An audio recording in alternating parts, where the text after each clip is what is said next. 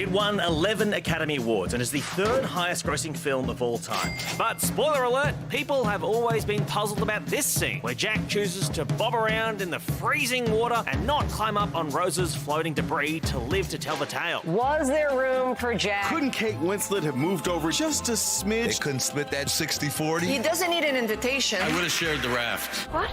Sorry. A 2012 episode of Mythbusters looked into it. Here, we can both get on this thing. Even the stars of the movie have been asked about it. Could Jack have fit on that door? No comment. I think he could have fit, but it would have tipped.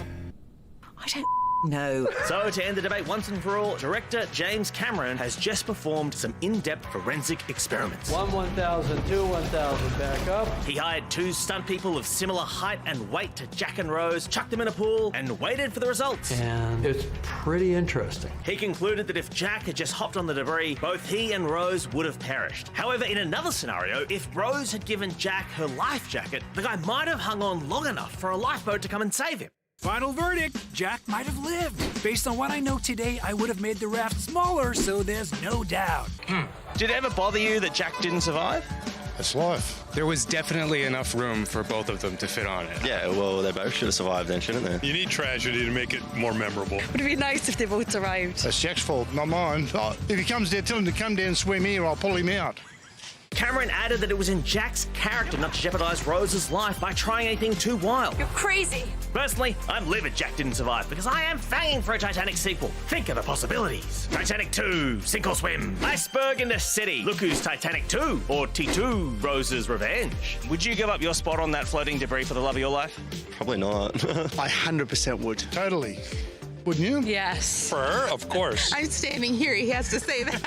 Toss a coin and go head or tail. What do you want, love? You know, look. Look at me, mate. Look at me. I'm flying. I know my heart will go on. How about yours? I don't know.